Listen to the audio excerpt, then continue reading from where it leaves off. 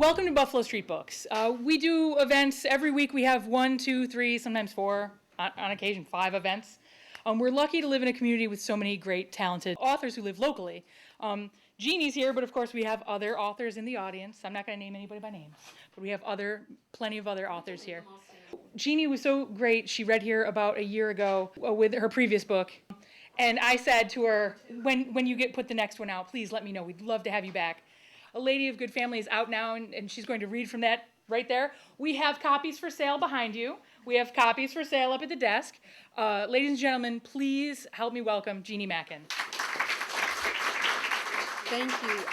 The 2 books that Woody mentioned are a year apart, and strange things happen when you write at that pace. I taught at Goddard College for a long time. I taught creative writing. I also taught writing at Ithaca College to undergrads. Richard Panic is a friend of mine from Goddard, who is a wonderful science writer, a sweet man, very tall, with a great sense of humor. And one year, as his presentation, he did a little speech about when his first book was coming out and how excited you get and how wonderful it is. And he opened his book to begin reading to prepare for his first public reading, and there was a grammar mistake in the first sentence of the first page. And it was one he hadn't made. So this is by way of saying I was reading this today and found a grammar mistake.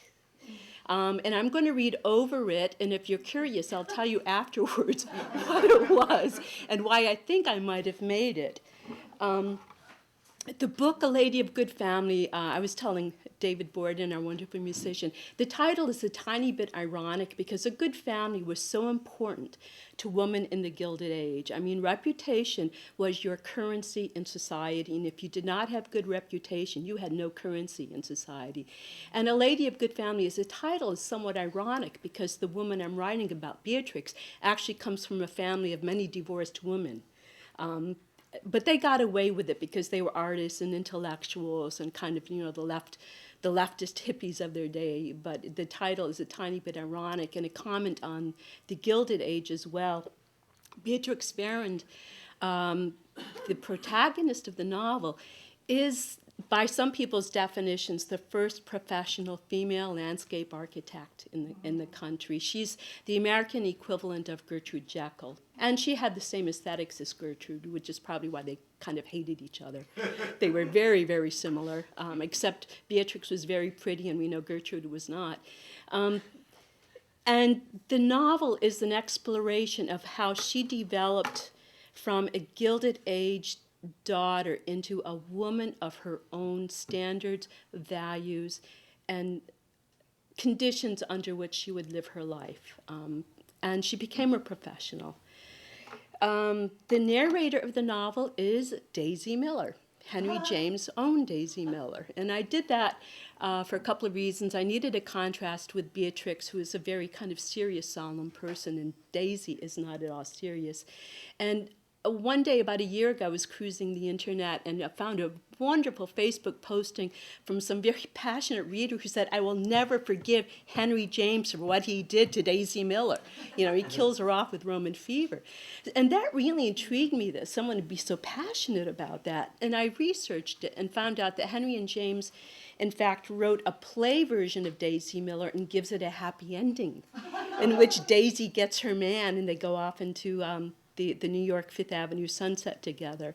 So my Daisy is a combination of the two, a woman capable of both comedy and tragedy. And I think Henry James would have been okay with that if it sold tickets. There are a few ghosts in here, because as a gardener, I find gardens to be ghostly places in a good way. I've been gardening in the same place for about 30 years now, and I realize every year when I go back to it with more and more reluctance that it's, for me, a form of continuity because everybody in my family gardened to some degree, and that was true of Beatrix, too. This is, in a garden, we can remember the ones who are gone. It's very much about society's approval and how hard it is to get it and keep it, and it's very much about money. So I'm going to begin at the beginning with a quote from Beatrix Farrand's journals. She was a very impatient writer. She herself made grammar mistakes, but she was good at other things. But this quote began my book. It spoke very directly to me. The place had an air of refinement. One felt more and more that some moonlit nights in May, the ghosts of the people who once lived there must come back. Again, their long dresses trailed rustling over the walks, and the sound of their voices laughing, for no one could cry in such a garden. The book has 3 garden plans in it, so I will begin with the first. A garden for first meetings. This is the most difficult type of garden to design, since who can tell when first meetings will occur? However, if you are inclined to plan for the unforeseen, to hope for limitless possibility, I recommend a garden that includes elements of the romantic, the antique, and the implausible. The romantic element should include a series of intersecting, winding paths, trails from which at the beginning one cannot see the ultimate destination, but only guess at it. The gravel for these paths should be very fine and make only the slightest whisper when walked upon. The antique element should include a small folly or casino, a shelter of some sort in which those meeting for the first time can find objects to feed their conversation. First meetings often involve a certain amount of shyness and anxiety. It is therefore helpful if the garden provides distraction. The implausible should include a plant growing out of place. I do not normally recommend such a thing. Plants, after all, know where they like and do not like to grow. Roses do not like shade, and ferns do not like direct sun. If, however, you can convince creeping speedwell to grow in one twist of the gravel path, this serves as a reminder to those meeting for the first time that life is full of uncertainty and unexpected happenings. Above all else, we must cherish the mystery. For plants, I recommend pines as a backdrop, especially Roman umbrella pines if your climate allows them. If not, a very small grove of black forest pines, or even better, pines from the Odenwald area of Germany, planted thickly. Flowers should include angel's tears daffodils of the narcissus species. They are smaller than other varieties and require a more observant eye. Common columbine, which looks best grown in semi-shadowed areas. Golden star, which will bloom all summer in case the first meeting should not occur quickly. And roses, of course. There should be roses in all gardens, and in a garden for first meetings, the rose should be Rosa gallica, the old apothecary rose, also known as the Rose of Lancaster. This rose, with its very dark green foliage, blooms just once in the season, reminding us that first meetings are not to be taken for granted. It will also spread of its own will, sending out shoots in all directions, and is a good plant for sharing. Chapter 1, Lenox, Massachusetts, 1920. This is Daisy's voice. My grandparents had a farm outside of Schenectady, and every Sunday my father, who worked in town, would hitch the sway-backed mare to the buggy and take us out there. I would be left to play in the field as my father and grandfather sat on the porch and drank tea, and Grandma cooked. My mother, always dressed too extravagantly, shelled the peas. A yellow barn stood tall and broad against a cornflower blue sky. A row of red hollyhocks in front of the barn stretched to the sky. Each flower on the stem is silky and round as the skirt of Thumbelina's ball gown. In the field next to the barn, daisies danced in the breeze, my namesake flower. I saw it still, the yellows and reds and blues glowing against my closed eyelids. The field was my first garden, and I was absolutely happy in it. We often are in the gardens of childhood. I, who had lost so much, wondered if that happiness would come again. When I opened my eyes, I was on a porch in Lenox, a little tired from weeks of travel, a little restless. My companions were restless too, weary of trying to make polite conversation as strangers do. Mrs. Avery suggested we try the Ouija board. We had before that been discussing rose gardens and the new hybrids, especially the Miriam yellow with its garish hues. Roses should be red or pink, Mr. Hardy complained. Or white, added Mrs. Ballinger. I like the new hybrids, I said. I like the bold colors. "Oh dear," said Mrs. Avery. Guests at the old inn, we perched in a row of rockers, recovering from a too-heavy supper. There was me, just back from campaigning for the women's vote in Tennessee. Mrs. Avery, the youngest of us all, yet seeming the oldest, a rabbit of a woman who spoke too quietly. Mrs. Ballinger, as round as a pumpkin with hair dyed the same color. And Mr. Hardy, a tall, gaunt man who stooped even when sitting. It was a late summer evening, too warm with a disquieting breeze stirring the treetops as if a giant ghostly hand ruffled them. Through the open window, a piano player was tinkling his way through Irving Berlin as young people danced and flirted. And the road that silvered past the inn, young men, those who had made it home from the war, drove up and down in their shiny black Model Ts. The moon was cloud-covered, and the inn's proprietor did not turn on the porch lights since they drew mosquitoes. We sat in darkness except for the occasional small flare when someone lit a cigarette. An uneasiness charged the air, the feeling that something was going to happen.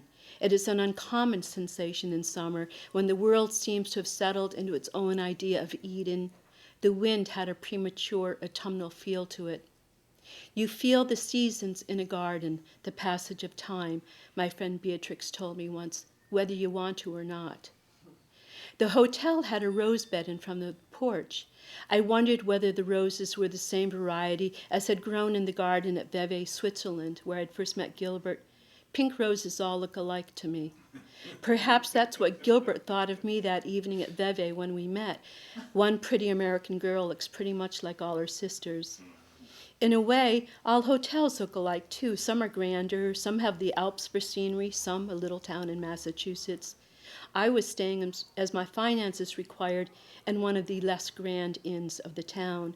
But I was always aware that in those Berkshire hills nestled some of the most famous houses ever built, cottages where Melville and Hawthorne had resided, and then later, after Lenox became fashionable, the larger estates with Vanderbilts and Morgans, and the writer Edith Wharton, my friend.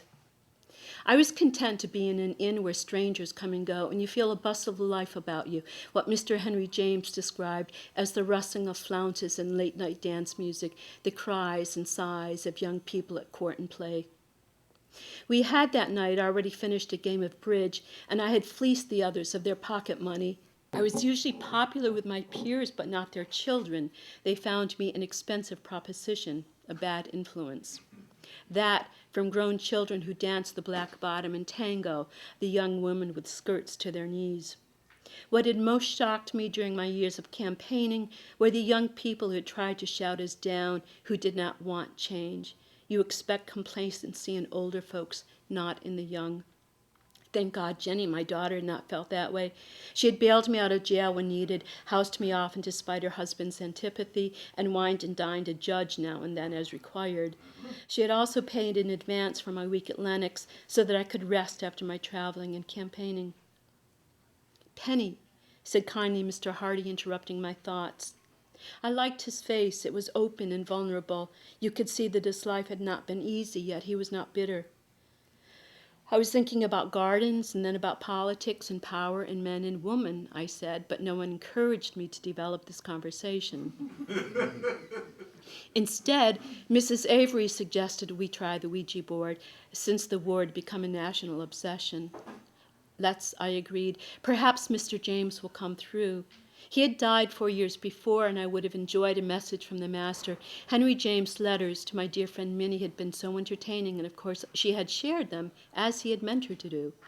Mr. Hardy, grumbling a bit, went in to fetch the board as Mrs. Ballinger, Mrs. Avery, and I rearranged our chairs around a wicker table. After we set up the board, placed the planchette in the middle, and put our fingertips on it, we waited and waited. "Someone is not open to the spirit," said Mrs. Avery, with more than a little whine in her voice. A stronger breeze stirred the treetops. Inside, the piano player tinkled his way through "Oh, How I Hate to Get Up in the Morning." "Maybe they don't like the music," suggested Mr. Hardy. We laughed. Then the pointer moved just once. When we opened our eyes, it had settled over the M. "You got your wish, Mrs. Winters," Mrs. Ballinger said, sounding envious. It was to have been a message from the master. "Or my sister Mary," said Mrs. Avery. "After all, it was my idea. It should have been a message for me." For that matter, it could have been from my poodle Mariah, said Mrs. Ballinger. A useful letter, M, agreed Mr. Hardy, could be anyone, anything. He pushed his chair away from the table and refused to continue. We restored our chairs to the assigned row and ignored the Ouija board. Nights like this, when I was a child, we told each other ghost stories to pass the time, said Mrs. Avery. She had grown up on a farm near Rochester, and though I had known her for only a few days, I already understood that her childhood had been harder than mine. She had fled the hardscrabble farm life, and now she looked fondly back upon what she had hated at the time. Silly things, ghost stories, said Mrs. Ballinger. We all turned to look at her, trying to convey the message that ghost stories were no sillier than a woman of her age wearing that shade of pink with that color hair. But Mrs. Ballinger was oblivious to such subtlety. Silly, she repeated with a condescending sniff, give me a good romance any time. Our car backfired just then and jolted Mr. Hardy out of his sulk. I saw a ghost once, he said, a lovely thing, all white and floating, back when I was a boy in County Cork and almost dying of typhus. That was an angel, corrected Mrs. Avery. I've never heard that ghosts are lovely. It was my poor dead mother hovering over, and from what I've heard, she was no angel, Mr. Hardy said. I've never heard of anyone who really saw a ghost, said Mrs. Ballinger, her voice even more condescending. I once saw the ghost of Nero in Rome, I said, in Piazza del Popolo. It was all the rage that year. Anyone who was anyone saw him. Rome, Mrs. Ballinger sniffed, indicating that for some reason Rome was beyond her approval. I suspected she had never been there. We rocked in our chairs, listening to the crickets and watching eerie, silent sheet lightning flash in the eastern sky. The crickets were very loud with their ratchety, and the frogs in the brackish pond sounded like they were auditioning for the anvil chorus. Silence, human silence, was difficult, and I felt a need to talk. They would be voting on the amendment in Tennessee in 2 days, and my nerves were taut enough to be strung on a violin. I know someone who saw a ghost under very strange circumstances, I said. Shall I tell you the story? Yes, said Mr. Hardy with enthusiasm. Oh, Lord, sighed Mrs. Ballinger. It begins in Rome, I said. I've never been, said Mrs. Avery. I bet it's lovely. I've been many times, I said, Rome and Paris, London. We used to live like nomads. Newport in the spring and summer, New York in the autumn, Europe in winter. We all did, though of course such travel was new to my family since money was new to my family. I met my husband on my first trip to Switzerland, and even after the babies came, we went back every year. He insisted. My dear, he would say, you don't mean to say you're going to buy this year's gowns in New York? So we would pack up the children and the nurses and later the governesses and board the steamer, seeing the same faces over and over because all society was doing it. The Lusitania, the German torpedoes when they came in 1915, ended that. Mr. Hardy's mouth clamped into a straight, sad line. He had lost his son in the war. Well, I continued, the story begins in Rome in the gardens of the Villa Borghese. Mr. Henry James wrote about them.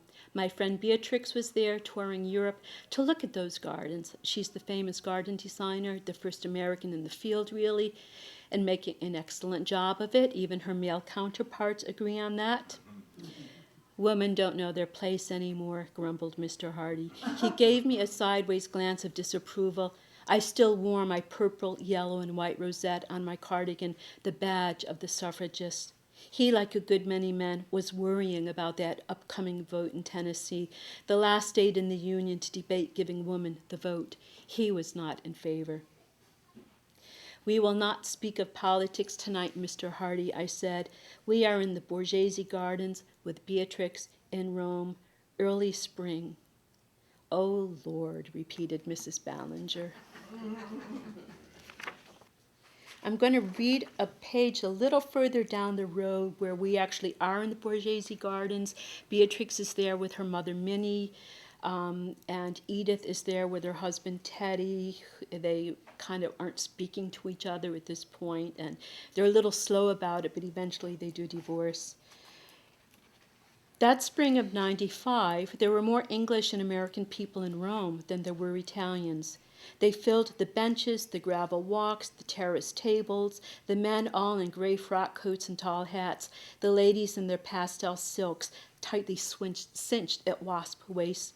They talked of the midnight escapades of the Prince of Wales, the tennis matches at Wimbledon, the debutantes of New York. They talked, Beatrix thought, of everything but Rome.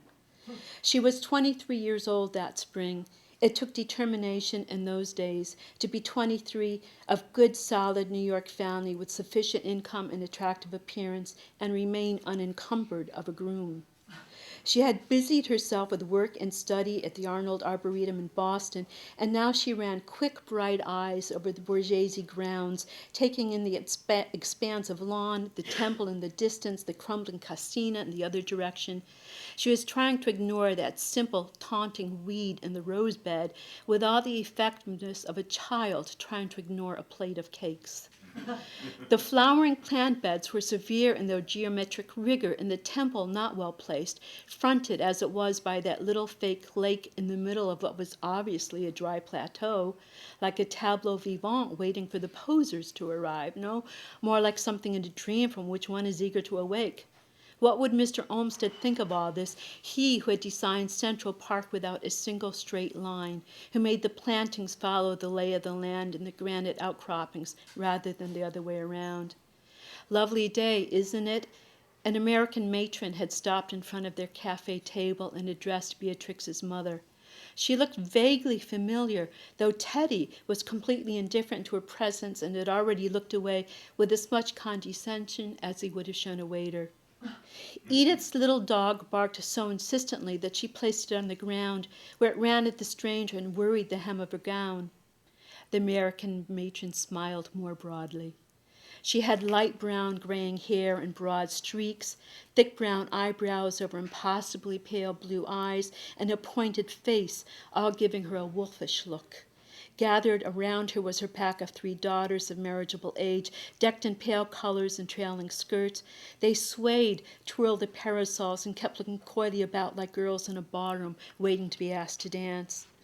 Lovely day, Minnie agreed, nodding but still not remembering. The sun is pleasant. It is a bit warm, though. The woman eyed the glasses of lemonade, the shade of the umbrella, the free chair.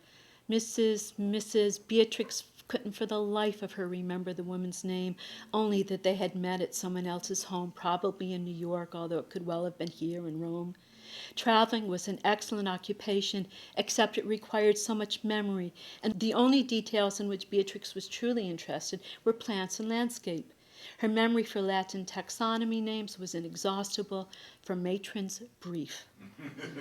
A bit too warm, perhaps, agreed Edith, squinting. Mrs. of the forgotten name eyed Edith with a distinct lack of approval. It was rumored that the Wharton woman had written. She had even published. Unsuitable. And that niece Beatrix. Yes, she had heard about Beatrix. Imagine a lady digging in the dirt. And truly good families, even husbands didn't work for a living. Well, said Mrs. What's-Her-Name, angry that she hadn't been asked to sit with them, the Jones family was strange, but they were of old blood and old money. The Joneses and Whartons were just the kind of society she needed to get those 3 daughters married off, to get them finally onto Mrs. Astor's list. It's a love story. Enter Amerigo Massimo, Italian nobleman of extremely limited means. He and Beatrix have met very briefly in the Borghese Gardens. Amerigo, who was in the library having the same argument with his father as he had had the week before and the week before, strode impatiently to the window. How could he make the old man see his point? The world was changing. They must change with it. They must look reality in the face and not creep back into ancient tradition, hiding under it like children hiding from a ghost. Just one painting, he begged, the Sessetta, that's all we need to sell. It was Amerigo's favorite, and that was why he had chosen that one as a possible salvation, to show that if he could bear the pain, so must his father. The small, jewel-lovely painting was a study for the San Sepolcro altarpiece showing the life of St. Francis. It had hung on the wall of his palazzo since Sessetta had painted it 400 years before.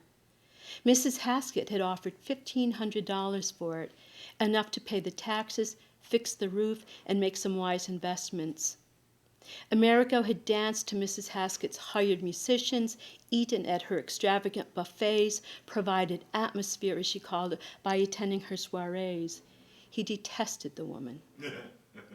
No, his father said, pounding his desk, we will sell no paintings, and you will obey me. Amerigo, tired of the endless argument, sat on the wide ledge and looked out. He felt trapped by the crowded house, by the rooms full of books unread for 200 years, by cabinets of Chinese figurines collected 3 generations ago, by his own destiny. Magda, the housemaid, was in the courtyard hobbling amid her pots of geraniums. Amerigo watched as she emptied a pot of water over this plant, pulled dead weeds off that one. He did not realize at first that she was not alone. Then he saw that second figure. The American girl from the Borghese gardens, bending forward to sniff a stem of thyme. How had she found her way there? It was by accident. He watched, enjoying the luxury of seeing her when she did not know she was being observed. He noted the openness of the smile she gave Magda, the way her eyes closed when she bent to inhale the aroma of a flower. Her movements were smooth and unself-conscious, in the way of children at play. The ease of movement affected him as her voice had when he had first heard it. Are you listening, Amerigo? Yes, father, of course, but he was not. He should go into the garden and greet her, offer his hospitality. But to do so would require going on to the mezzanine that housed the art collection because the other stairwell was no longer safe. He would, as he always did, pause before the little Sassetta painting, so perfect in its subdued pastels, the delicate filigree halo around the saint's face as he takes the paw of the wolf of Gubbio. That was the legend.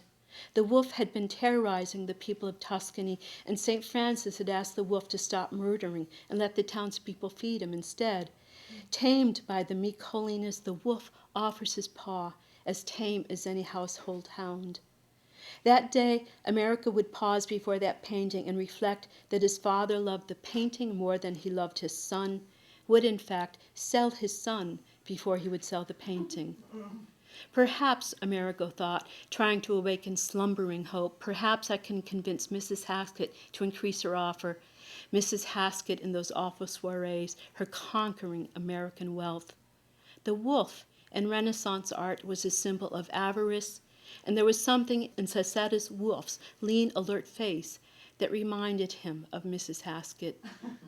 He thought of her, the way she sometimes addressed him as if he were one of her staff. He made up his mind. He would not go into the garden to the American girl who had wandered in. He was weary of Americans. There's one page at the end I want to read just to close the reading. This goes back to the beginning with the quote from Beatrix and her journals about a garden where nobody could cry. And this is the final garden plan. A garden in which no one can weep. Such a garden must be walled. There is no other way, and for those who are recalcitrant on this matter, I would remind them that our word paradise comes from an ancient Middle Eastern word meaning simply a walled garden. Only in a paradise garden are tears impossible, and only a walled garden can be a paradise garden. Think of a medieval cloister, if you will, the sanctuary from the storm. The trees should be fruit-bearing, cherries, apricots, apples, and within this small grove of fruit there should be a bench large enough for 2 people. The bench should be placed not on gravel, but on vinca minor, also called myrtle and glory of the ground, because its pale blue flowers are the color of an April sky. The walled garden should contain a large bed of woodland ferns growing on the north side of the fruit trees, and in front of the ferns, sweet woodruff, whose white flowers flavor wine. Roses of any variety may be planted as long as they are in front of the south wall and receive plenty of sunshine. Highly recommended is an arbor over which grows a Revie de Jeanne, the old French rose, with its pink petals and white center, a rose of sturdy and serene character. Other flowers should include the English daisy and the daylily, both of which remind us that even in a garden in which no one can weep, joy may be fleeting. The garden should have a fountain at its heart, and two paths at right angles meeting at the fountain. Those paths divide the garden and the world into quarters, north, south, east, and west, past, present, future, and eternity. All senses are activated in this garden: flowers for perfume and color, water for sound, fruit for taste and texture. The last element should be a wind chime that sounds in the key of C minor when stirred by the breeze, the key preferred by the writers of the old Roman love songs. Sit in this garden, listen to the water and the wind chime, taste the fruit and smell the fragrance. Tears will be impossible.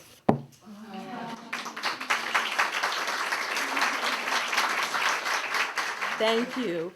So, anyone want to know what the grammatical error was? When I read this, my blood just went cold.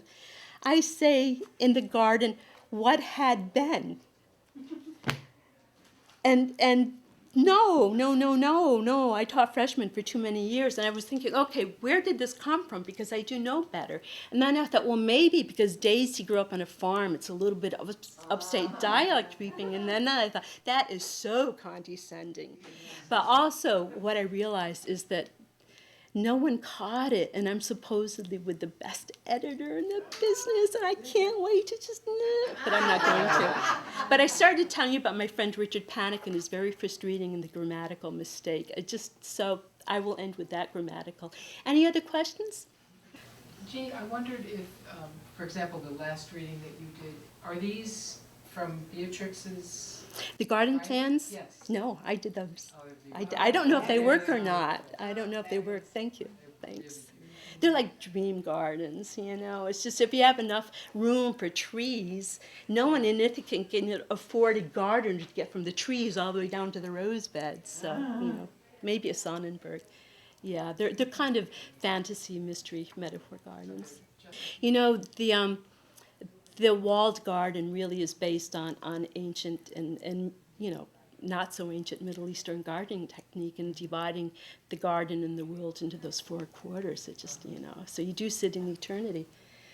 What is your research process? Did you take trips to some of these locations? And if you did you find that the trips and being in the places changed your creative process at all? Did you get there and surprise yourself like, oh, I thought I was going to write this, but I'm actually going to go in this other direction? You know, I didn't especially take trips to look at gardens because Steve and I have been doing that for years. And in fact, I started gardening, so I'd have something to talk about with my mother-in-law, you know. So we went all over looking at gardens. She could stick, you know, this bottle in the ground and it would grow a flower out of it or something. She was amazing. So I didn't necessarily go around to gardens, but most of it was reading research and just kind of sitting in gardens that we have now and you know, kind of calling back on what gardens mean to me as well.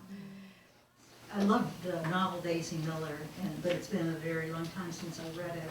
But I'm kind of having trouble reconciling her. The way I remember her was charming, and I loved her, but she was flighty, and of course we change as we grow older. But this Daisy Miller seems really substantial and. She's an older and wiser woman, literally. I mean, she does start out pretty flighty. I do start with Henry James Daisy, who really cares about the ball gowns and you know, teasing men and breaking enough rules to get attention but not lose her reputation, which is what Daisy did. But I wanted to see what would happen to Daisy if she grew into full maturity. And that was what I came up with, campaigning for women's rights. Jeannie, I just am so moved by this. Thank you. Now I want to go back and reread Daisy Miller and even read some Edith Wharton that I haven't done in years. You've just taken us into, for those of us for whom this is another world besides the world we're moving every day, you've taken us into that. Thank you. That means a lot to me because this world as a writer of historical fiction was new to me too. I've never really done research in this time before, and I kept thinking I had so many anxiety attacks. But thank you. Do you know Edith Wharton's ghost stories? No. There's a collection of Edith Wharton ghost stories, and they are the best ghost stories ever written. And one of them, Afterward, is another one of the touchstones for this book, because in Afterwards, the whole point of the story is that you don't know that you've seen the ghost until after you've seen it, and then you go, well, okay. And it's a great concept for a ghost story. It makes it even scarier in a way, because how do I know you're not all ghosts, you know? But that was another touchstone for this, so. How much of this is based on fact about Beatrix? There's a lot of fact in it, but it is fiction. Amerigo Massimo is a fictional character, and Mrs. Haskett is a fictional character. Beatrix and her mother, Minnie, were intensely private people, and a lot of their correspondence, their notebooks, a lot of their materials, they burnt purposely. They were intensely private. This was before Facebook. And, you know, when I was working on this, I used to, you know, when I would get anxious, I would think, what would they do with Facebook? You know, they would run screaming to the hills, I think. Or maybe they would embrace it. They were both, you know, to make a bad pun, groundbreakers. But a lot of it is invented, and the whole bit in Rome with Massimo is an invention. I wanted to give her a love story. So. Thank you so much for coming. I really value the support. Thank you.